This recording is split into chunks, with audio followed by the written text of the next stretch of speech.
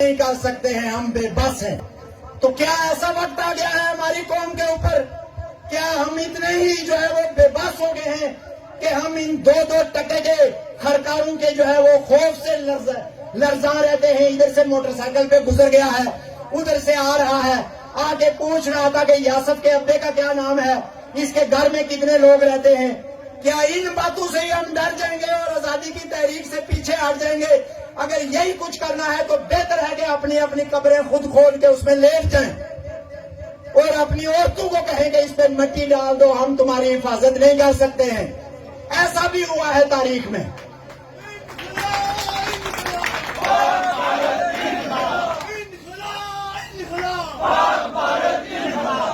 ہم کوئی بھی ناجائز بات نہیں کرتے ہیں۔ آج اس دور میں بھی بجلی جیسی بنیادی سہولت سے محروم، صحت کی سہولت سے محروم، اچھے اسکولوں سے محروم، اچھے علاج سے محروم، سیکیورٹی سے محروم، کوئی مجھے آپ یہ بتائیں کہ کتنا عرصہ ہو گیا ہے ہمیں یہاں پر مطالبے کرتے ہوئے سیز فائر لائن پر ایمرجنسی سینٹر بناؤ، سیز فائر لائن پر ایمبولینس کے سینٹر بناؤ، تاکہ جب یہ وحشی جو ہیں یہ آگ اگلنے پر آئیں تو جو ہمارا معصوم زخمی ہو اس کو علاج مل سکے۔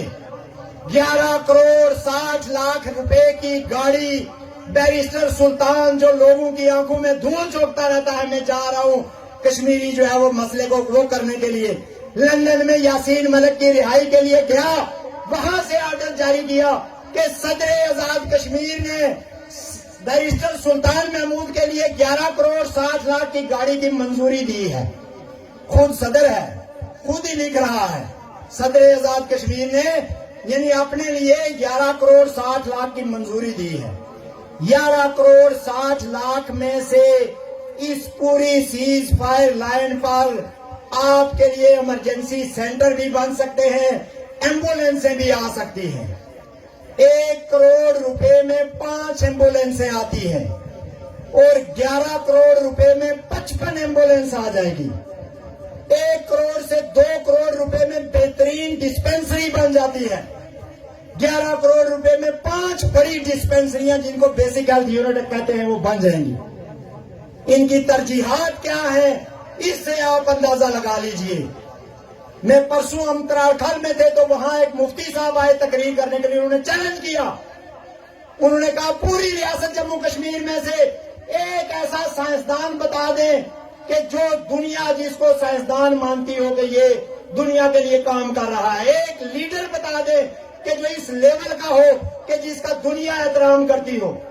ایک اس نے کہا ایک مولوی بتا دے ایسا، ایک عالم بتا دے ایسا جس کی تحقیق سے عالم اسلام استفادہ کر رہا ہو، عرب اس کی مثالیں دیتے ہوں۔ ایک کھلاڑی بتا دے ایسا جو پوری دنیا میں جو ہے وہ جس کو اس نام سے پہچانا جائے کہ یہ جموں کشمیر کا کھلاڑی ہے۔ ایک ڈاکٹر ایسا بتا دیں۔ وجہ کیا ہے؟ اقبال کہتا ہے یہ چرب دست و تر دماغ قوم ہے، یہ جنوبی ایشیا کی ذہین ترین قوم ہے، اس قوم نے نہرو جیسے اور اقبال جیسے رہنما پیدا کیے ہیں۔ تو پھر کیا وجہ ہے؟ وجہ مفتی صاحب نے بتائی، انہوں نے کہا کہ غلامی سب سے پہلے ذہنوں میں افیکٹ کرتی ہے اور ذہنی طور پہ آپ کو فالج زدہ کر دیتی ہے۔ آج آپ کا کوئی بھی آدمی اس قابل نہیں ہے کہ وہ دنیا کی بڑی بڑی جو ہے وہ اس میں جا کے مقابلے میں جا کے پہنچ سکے کسی جگہ پہ۔ زیادہ سے زیادہ دور جو ہے وہ یہ ہے کہ پاسپورٹ بنواؤ اور سعودی عرب جاؤ، دبئی جاؤ، یا پھر ڈنکی لگاؤ اور کہیں اٹلی یونان میں داخل ہو جاؤ۔ اگر بچ گئے تو شاید وہاں پر سٹے مل جائے اور وہاں پر جا کر جو ہے وہ تمہارا مستقبل بن جائے گا۔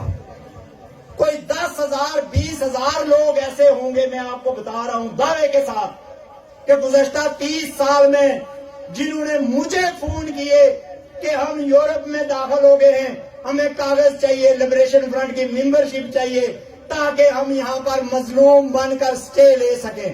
ہم بتائیں ہمارے ساتھ بڑی زیادتی ہو رہی ہے، بڑا ظلم ہو رہا ہے۔ یہ واقعی ظلم ہو رہا ہے کہ ہمارے بچے جو ہیں وہ گھر چھوڑنے پر بھاگنے پر مجبور ہیں۔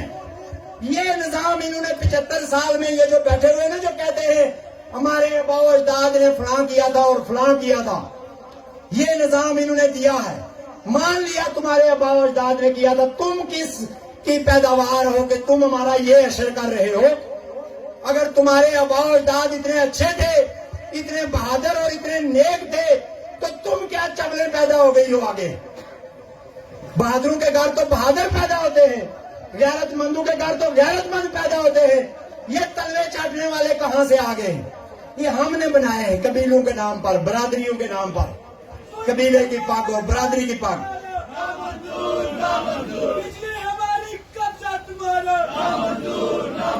اس لیے میں مختصراً اپنی باتوں کو اختتام کی طرف لاتے ہوئے آپ سے کہوں گا کہ آزادی سے ہماری مراد صرف ان دو قاتل غاصب اور قابض فوجوں کا یہاں سے واپسی نہیں ہے، بلکہ ان کے لشکر کے ساتھ ساتھ سارے چوروں، سارے غداروں، سارے زکات خوروں، سارے حرام خوروں کی اس سسٹم سے واپسی ہے.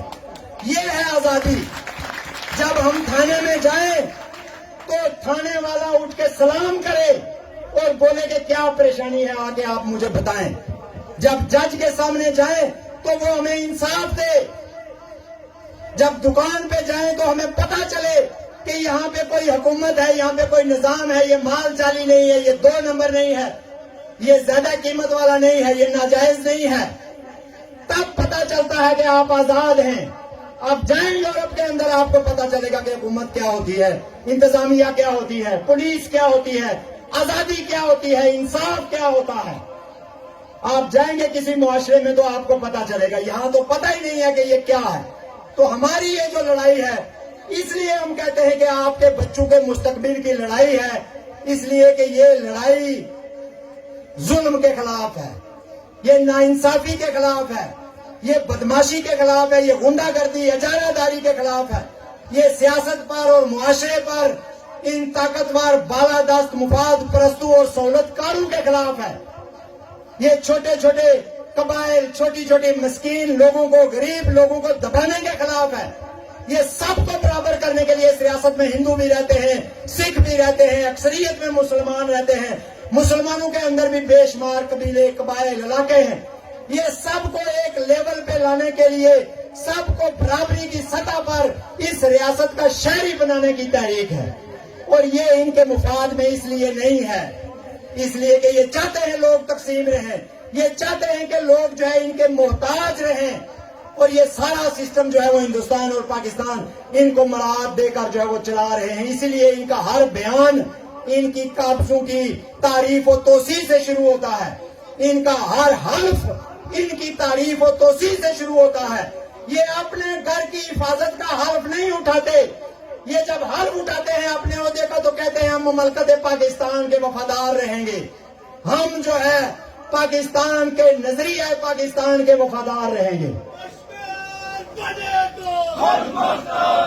اس سے آپ اندازہ لگائیں، اس سے آپ اندازہ لگائیں کہ یہ جو ہمارا سسٹم ہے یہ تو اپنی مٹی سے وفاداری کا حلف ہی نہیں اٹھاتا ہے. اس کو تو یہ پرواہ ہی نہیں ہے کہ آپ نے اس کو ووٹ دے کر بنایا ہے. یہ تو کہتے ہیں ہمیں تو ایجنسیوں نے بنایا ہے، ہمیں تو فلانے میجر صاحب، فلانے بریگیڈیئر صاحب نے بنایا ہے، ہم تو اس کی پارٹی میں شامل ہوئے تو جا کے بنے ہیں.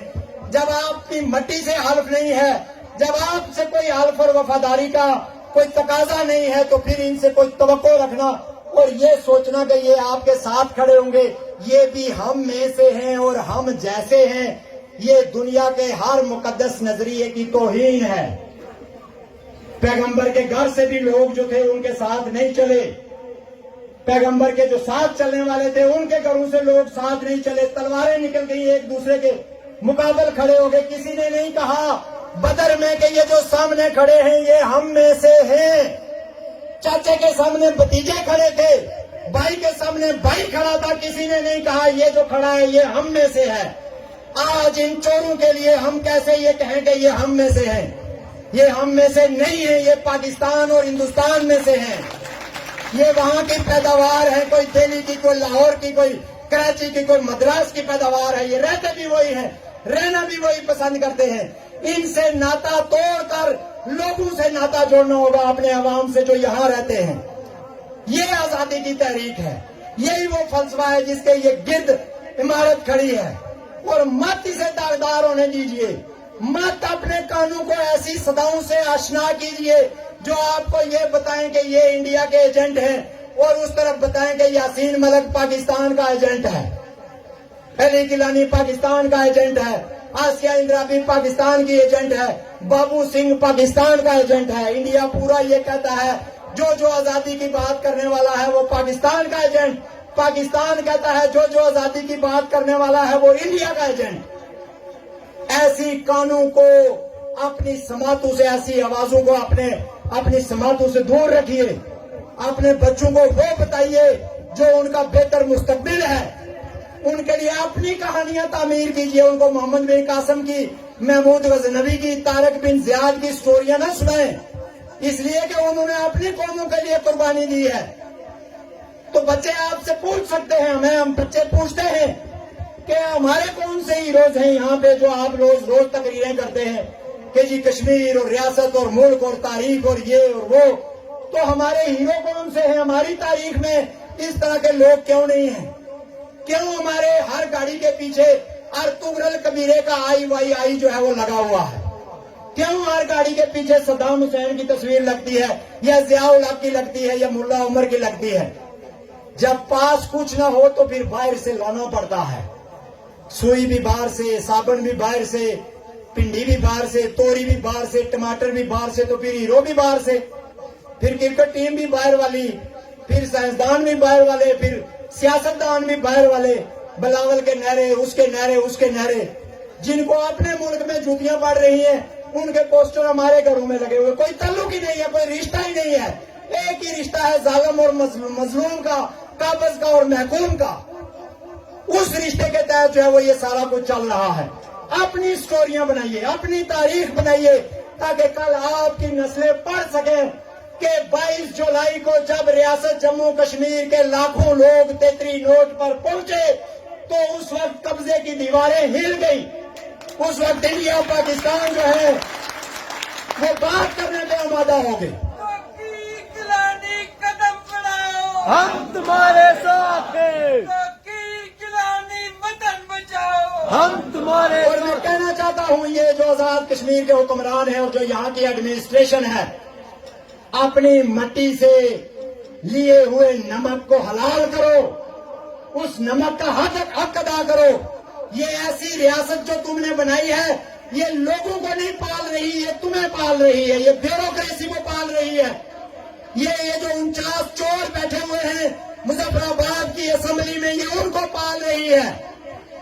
یہ جو تھانے کچہری کے اندر لوگ بیٹھے ہوئے ہیں یہ ان کو پال رہی ہے. اس ریاست کا کوئی بھی منصوبہ آپ لوگوں کے لیے نہیں ہے.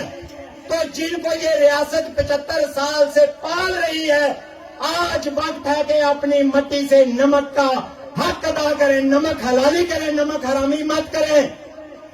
یہ جو پرامن احتجاج ہو رہے ہیں یہ تمہاری بھی بہتری کے لیے ہو رہے ہیں. تمہارے بھی بچے اس ریاست میں رہتے ہیں. ہمیں مجبور مت کرو کہ ہم پھر لوگوں کو بتائیں کہ تمہاری اوقات کیا ہے، تم کیا کیا کرتے ہو دن بھر.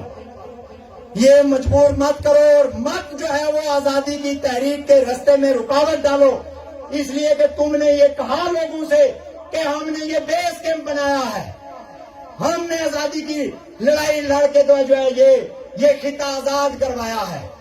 آج تک ان سے کسی نے نہیں پوچھا کہ اس خطے پہ کس کا قبضہ تھا جس سے تم نے آزاد کروایا ہے. کسی ملک کا مجھے نام بتا دو کہ فلاں ملک قابض تھا اس ریاست کے اوپر تو ہم نے آزاد کروایا لڑ کر. تم نے ہندوؤں کو مارا تھا اور انہوں نے مسلمانوں کو مارا تھا. تم لوگوں نے آپس میں ایک دوسرے کا قتل عام کیا اور مسلمانوں کا علاقہ علیحدہ، ہندوؤں کا علاقہ علیحدہ، بدھ مت والوں کا علیحدہ کر کے اس کو ٹکڑوں میں بانٹا اور اپنی عیاشی کے اڈے قائم کیے اور مورخ کو بٹھایا اور اس کو بولا لکھو میرے باپ نے پہلی گولی چلائی تھی، لکھو میرے باپ نے اتنی بندوقیں جو ہے وہ کی تھی اور یہ کیا تھا. یہ تاریخ ہے تمہاری. باتیں کرتے ہو، لوگوں کو آگے بتاتے ہو میرے باپ کے پاس اتنی بندوقیں تھی اور میرے باپ نے یہ کیا. پیچھے چلی گئی. آج کہتے ہیں، آج راجہ فاروق حیدر صاحب نیشنلسٹوں کی تربیت نہیں ہے. بالکل صحیح کہتے ہیں، نیشنلسٹوں کی تربیت نہیں ہے، وہ زکوٰۃ نہیں کھاتے ہیں. وہ نہیں تربیت ہو سکی پائپ چوری کرنے کی اور نالیاں اور کھمبے کھانے کی. نہیں تربیت ہو سکی ٹھیکوں میں کمیشن کھانے کی، حرام خوری کرنے کی. ہماری تربیت نہیں ہو سکی. نہیں ہے ہم تربیت یافتہ، ہم اجڑ ہیں، ہم بد اخلاق ہیں. تمہارا جو اخلاق ہے اس پہ کتابیں چھپ چکی ہیں، پارلیمنٹ سے بازار حسن تک تمہارے اخلاق پہ کتاب لکھی ہوئی ہے. وہ پڑھ لیجئے گا جا کے کوئی بھی لے کے کہ ان کا اخلاق کیا ہے اور ان کی تربیت کیا ہے. تربیت تو یہ ہے، میرا باپ ایک ٹیچر تھا، ایک پروفیسر تھا، اس نے ہزاروں بچوں کو پڑھایا، اور میں چھوٹا تھا جب وہ فوت ہو گیا. میری عمر 13 سال تھی اس وقت. مجھے آج بھی یاد ہے اس ان کے وہ الفاظ کہ جب وہ تنہا اپنے گھر میں لاتے تھے تو کہتے تھے کہ یہ تنہا ہے اور اس میں سے فلاں کے اتنے ہیں، فلاں کے اتنے ہیں، فلاں کے اتنے ہیں، اور ہم امید لگا کے بیٹھتے تھے کہ اگر 100-200 روپیہ بچ گیا تو شاید 1 روپیہ ہمیں بھی مل جائے. اس وقت 1 روپیہ بڑی بات ہوتی تھی. تو ہمیں وہ کہتے تھے کہ رزق حلال کھانا ہے، رزق حلال کھانا ہے، اس کے علاوہ کچھ نہیں کھانا. بس وہی ہماری تربیت ہوئی ہے، ہم میں سے ہم سب کی یہ تربیت ہے. اس کے علاوہ ہماری کوئی تربیت نہیں ہے. ہم چوکوں چوراہوں میں بتاتے رہیں گے لوگوں کو تمہارے اخلاق کے قصے. اپنی تربیت کرو، سیاسی جماعتیں بناؤ. تمہاری پیدائش پیپل پارٹی میں ہوتی ہے، تمہارے ختنے نون لیگ میں ہوتے ہیں، تمہاری منگنی پی ٹی آئی میں ہوتی ہے، تمہارا جنازہ جماعت اسلامی میں پڑھا جاتا ہے. یہ تمہاری تربیت ہے. اپنی تربیت کرو، اپنے بچوں کو بتاؤ تم کتنے اچھے سیاستدان ہو، تم عوام کے کتنے مخلص ہو. سب کچھ عوام کے سامنے ہے. تو میرے بھائیوں اور دوستوں، میں ختم کر رہا ہوں اپنی گفتگو کو، اپنی بات کو. میں صرف آپ سے یہ کہنا چاہتا ہوں کہ یہاں زلزلہ آیا، 1 سال تک لوگ بے یار و مددگار پڑے رہے، کوئی قیامت نہیں آئی. 80,000 بندے مر گئے ایک دن میں، ایک لمحے میں. 8:50 سے 8:52 تک 5 اکتوبر 2005 کو 80,000 بندہ دفن ہو گیا. جب ہم پہنچے وہاں پر تو لاشیں ہی لاشیں اور ڈھیر ہی ڈھیر، اور لوگ باہر بیٹھے ہوئے تھے. اور 1 سال کے اندر اس قوم نے اپنے آپ کو واپس اپنے پاؤں پر کھڑا کر لیا. ٹینٹوں میں رہ کر، باہر رہ کر، بھوکے رہ کر، پیاسے رہ کر دوبارہ اپنے گھر تعمیر کیے. کوئی مسئلہ نہیں ہوا ہے، کوئی قیامت نہیں آئی. اگر 2 دن 3 دن 5 دن 33 نوٹ میں بیٹھ جائیں گے کوئی قیامت نہیں آئے گی. 1.5 سال پوری دنیا بند رہی ہے کووڈ کے دوران، 1.5-2 سال. ابھی کل کی بات ہے یہ.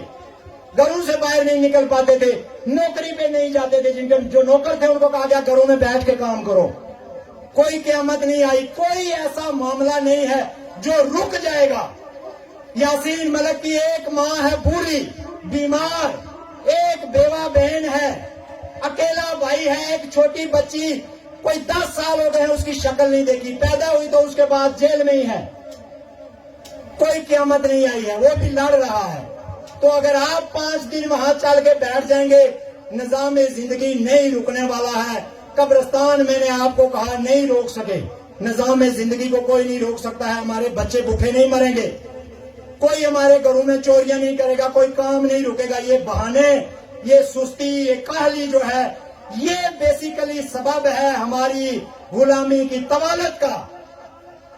وہ کہتے ہیں نا کسی بڑے مفکر کا وہ قول ہے کہ یہ دنیا جو مثبت لوگ ہیں، جو اکثریت ہے، ان کے خاموش ہونے کی وجہ سے ظلم اور جبر کا شکار ہے. یہ اس وجہ سے ظلم اور جبر کا شکار نہیں ہے کہ چند ظالم اور جابر ظلم کرنا چاہتے ہیں اور یہ دنیا جو ہے اس کا شکار ہو گئی ہے. یہ اس لیے ظلم کا شکار ہے کہ 95% مظلوم خاموش ہیں اور 5 بندے 95 بندوں کو مار رہے ہیں اور وہ چپ ہیں. تو 95 جو ہیں یہ قصوروار ہیں. تو غلامی جتنا طول پکڑ رہی ہے، ہم 2.5 کروڑ قصوروار ہیں. یہ 10 لاکھ جو باہر سے آ کے قبضہ کر کے بیٹھے ہوئے ہیں یہ قصوروار نہیں ہیں. ایک دن بھی اگر ہم چاہیں نا تو ان کی ساری موومنٹ بند ہو جائے گی. ایک دن میں یہ کہیں سے گزر نہیں سکیں گے، یہ کہیں جا نہیں سکیں گے، ان تک کوئی کمک نہیں پہنچ سکے گی، کوئی مدد نہیں آ سکے گی. ایک دن اگر ہم یہ طے کر لیں کہ ہم نے ان کو روکنا ہے، یہ اپنے مورچوں سے باہر نہیں نکل سکتے ہیں. لیکن وہ دن کب آئے گا؟ بس لازم ہے کہ ہم بھی دیکھیں گے وہ دن کے جس کا وعدہ ہے. تو اس لیے 22 جولائی کو باہر نکلیے. میں پہلے آپ سے کہہ چکا ہوں، ہم اپنے لیے نہیں آپ کو بلا رہے ہیں. یہ کوئی پارٹی شو نہیں ہے.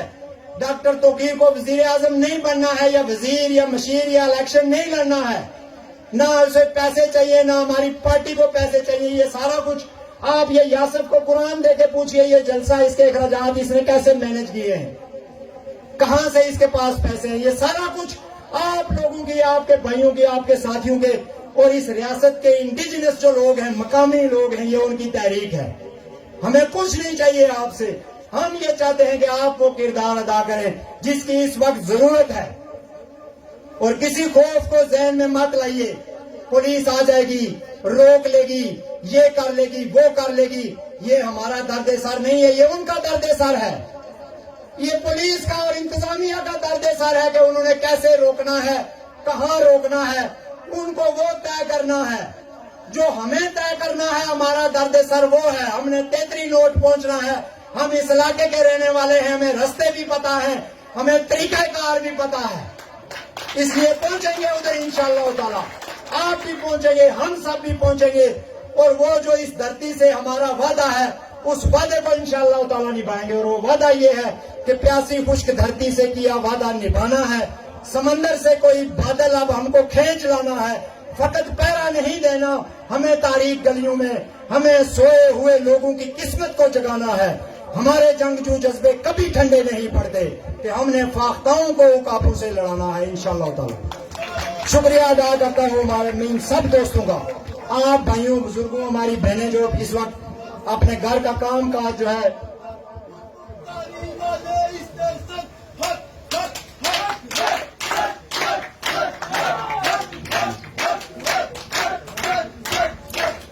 और यासिफ साहब और उनकी टीम और उनके भाइयों का, जिनकी मदद से उन्होंने ये एहतमाम किया कि हम आपस में बातचीत कर सकें, और आप सारे बुजुर्गों का, भाइयों का, खवातीन का बहुत बहुत शुक्रिया अदा करते हैं।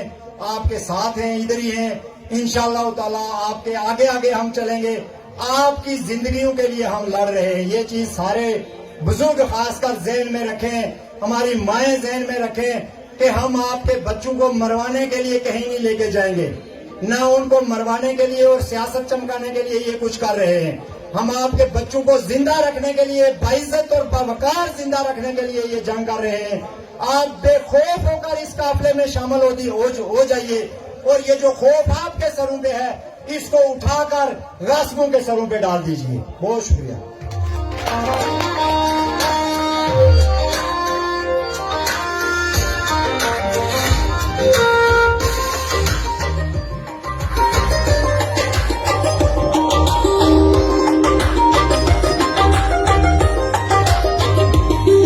ये मंजिले आजादी के सफर